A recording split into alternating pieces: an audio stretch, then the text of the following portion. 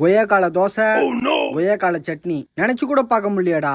செய்யறோம். ஆனா இது கொஞ்சம் டிஃப்ரெண்டா தான் இருக்குது. ஏன் சொல்றேன்னா கொய்யாக்கா சட்னி கூட இருக்குது. கொய்யாக்கா தோசை தான் எப்படி செய்ய போறேன்னு தெரியல. கடைசியில பாருங்க, நான் காட்டுற எல்லாத்தையும் ஒரு பேன்ல எண்ணெயை ஊத்தி இதெல்லாம் எடுத்து அதுல போட்டுக்கோ. சட்னிக்கு கொய்யாக்கா காயா தான் வேணும், பழமா வேண்டாம். அப்பதான் இந்த மாதிரி சாப்பிட நல்லா இருக்கும். இந்த வீடியோ ஒரு லைக் பண்ணிட்டு சப்ஸ்கிரைப் பண்ணிட்டு பாருங்க. இப்போ இது வதங்கினதுக்கு அப்புறம் கட் பண்ணி வச்ச கொய்யாக்காவை எடுத்து அதுல போட்டு வதக்கிக்கோங்க. நம்ம வதக்குனதையும் நம்ம கொய்யாக்கா கட் பண்ணதையும் எடுத்து மிக்ஸி ஜார்ல போட்டு நல்லா அரைச்சிங்கன்னா கொய்யாக்கா சட்னி அரைச்சாச்சு. இப்போ கொய்யாக்கா தோசை எப்படி சுடுவோன்னு கேக்குறீங்க, நான் பாத்துக்கிறேன். இப்போ அதே ஜார்ல கொய்யாக்காவை கட் பண்ணி போட்டு இந்த மாதிரி பேஸ்ட் மாதிரி அரைச்சு எடுத்துக்கோங்க. இப்போ தோசை மாவு கொஞ்சம் எடுத்து அரைச்ச பேஸ்ட தோசை மாவுல கொட்டி நல்லா கலக்கினீங்கன்னா கொய்யாக்கா தோசை மாவு ரெடி. மாவும் கொய்யாக்கா ஸ்மெல் அடி. உங்களுக்கு எந்த ஃப்ரூட் பிடிக்கும்ட்டு கமெண்ட்ல அது எமோஜில அனுப்புங்க. இப்ப அந்த மாவை எடுத்து ஒரு நல்ல தோசையை சுட்டதுக்கு அப்புறம் சட்னியை தாளிச்சு ஊத்திக்கோங்க. சட்னி அப்பதான் நல்லா இருக்கும். இப்ப பாத்தீங்களா இப்படி பயங்கரமா ரெடி ஆயிடுச்சுன்னு. ஆனா இதோட டேஸ்ட் எப்படி தெரியுமா இருந்துச்சு,